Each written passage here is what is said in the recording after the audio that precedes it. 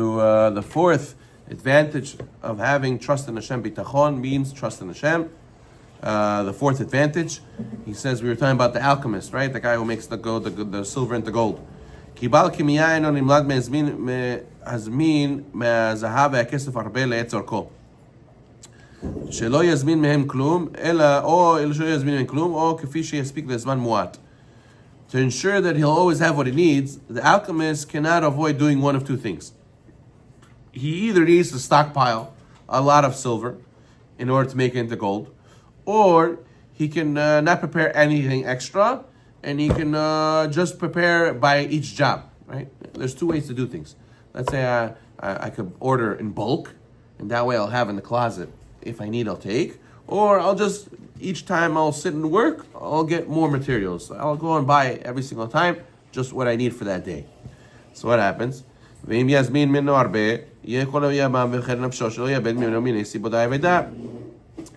if he buys in bulk and keeps it in the closet safe, he's always going to be worried. God forbid, hopefully nobody steals it from me. God forbid nothing happens to it. It shouldn't get ruined. Hopefully, nobody finds out that I have this here. Nobody will try to steal it, or the king and the common folk shouldn't find out about it. And even if he doesn't stockpile it and put it in his closet, he just keeps it in, and he buys materials for each job. He does one job, he finishes what he has, he goes and buys more. He does another job, he finishes, he goes and buys more. He says, could be that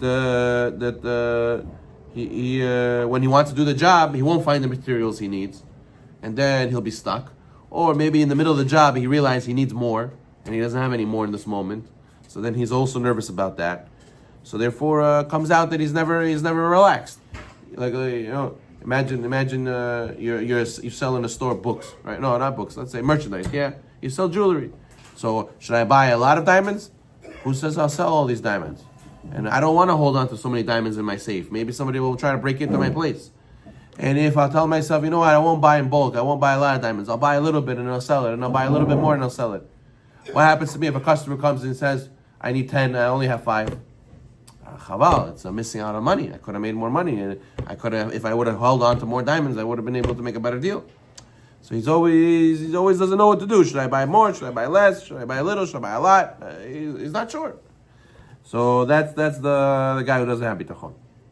But the guy who has bitachon, פותח באלוקים, ביטחונו חזק באלוקים שהטריף אותו כרצונו, ובעת שיצא במקום שיצא. But the one who has bitachon in Hashem, he doesn't have all these concerns. Why? He's absolutely confident that Hashem will provide for him however he wants to, whenever he wants to, wherever he wants to. And this person can avoid worrying of preparing reserves of money in advance, yet he feels secure in his future. Meaning, Hashem has unlimited ways to give you parnasah. So a person with bitachon says, listen, this guy came to me and he says he wants to sell me, he wants to buy for me 10 diamonds. And I only bought 5 at a time. So I only have 5. Oh, chaval, I missed out that extra money I would have made by selling him 10. No, he doesn't think like that. Why? Because he says, if Hashem, that money was meant for me, he'll give it to me a different way. On the next deal, I'll make it. There's another way Hashem can give me. Maybe somebody will give me a gift. At home, I'll walk home, somebody give me a gift. You know? There's many ways Hashem can provide for us. It doesn't have to be only through the business, you know? Many other ways Hashem can give. For example, my friend, he moved to Israel.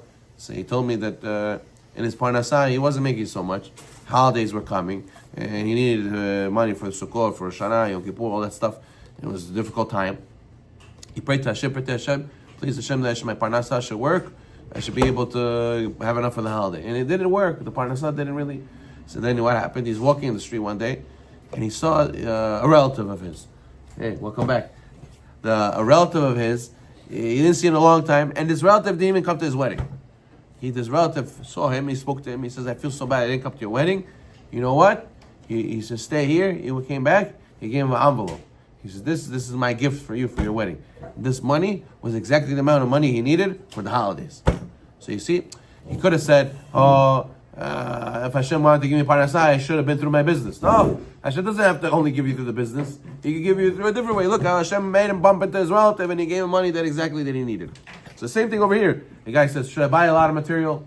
What if I get stuck with this material? Or should I buy a little bit of material? And then the guy's going to ask me for a bigger job. I don't have the material. What am I going to do? So a person has to realize, even if you don't have the material, or you don't have enough to make the deal, if you're supposed to make, Hashem will give you the next deal. If you're supposed to make, Hashem can give you, and not from your business whatsoever. It'll come from a different place whatsoever. He says, a person who has bitachon, he has to look at where? He has to look at the egg. Look at the egg of a chicken. What? That he provides for the chicken while it's inside the egg, or the child, the baby, while it's inside the mother's womb. There's no way, there's no opening over there. You can bring anything from outside. Hashem provides the bird in the sky and the fish in the water. I understand. How in the world does a bird in the sky get what he needs? He has to fly down, and he has to go to the earth, and he has to go find something. You know, it's so funny. If you ever look at a bird, what does a bird do? He's flying, he gets hungry. He goes around. You think the bird has a GPS? You think the bird has like some locator, some finder where the worms are? No, he hops around a little bit. He puts his head in the ground. He guesses. And what does he do? What does he do when he pulls out the dirt? He pulls out a worm. How? He just tries. He guesses. Hashem makes it. Hashem feeds him. Hashem makes it. He has to say the Shmaya, and he just pulls out of the earth a worm. And then he goes to his family and he feeds his little chicks in their nest, and he gives them the worm. But how? It's not possible. That's how Hashem provides. Hashem provides for everybody. Can you imagine the small ant? The small ant, if the big lesson from the ant, right? The ant, I think, lives maybe 6 months. Not more than maybe almost a year, not even. And what? He stockpiles enough food for it to live 7 or 8 lifetimes. Meaning, for a couple of years, he stockpiles food, and he believes that he'll live longer than his own life. But Hashem provides for them food. They find food also. You would think they're such weak animals. What can they provide for themselves already? No, they also find parnasa. An ant can find food, but the lion sometimes goes a few days without finding any food. He goes starving. How? That's everything's in the hand of Hashem, right? Because it says,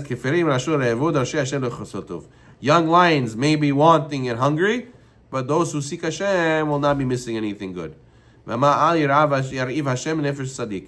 And even in a famine, King Solomon says, Hashem will not bring hunger upon the soul of the righteous. Na ra'iti gam zakanti. Right? We says in Birkat Hamazon. Right? I was a youth and I was also old. Lo ra'iti, meaning my whole life. Lo ra'iti tzadik ne'ezav zar'om mekesh lahem. I never saw a righteous man left alone and his children begging for bread. Hashem always provides. You ever saw a person who was a tzaddik and Hashem doesn't provide for him? Hashem always works it out. Why? Because that's how Hashem can give any way He wants. He can give to every person how He wants. We have to believe in it. The person thinks, no, Rabbi, I have to know exactly my customer base, and I have to know my clientele, and I have to know what they like, and I have to know what's going to sell, what's hot, what's not. I have to know how much to buy. I have to know, I don't want to be stuck with extra stuff. I have to buy too much, not to buy too little. You have to do the analytics. You have to do the numbers. You have to see. You have to the business. That's all part of Ishtadlut. You're right, but it's not the end of it all. That's not gonna. All this scheming is not what makes you the big bucks. The big bucks is the Bitachon first, and the Ishtadlut to back it up. Baruch Adonai Olam. Amen.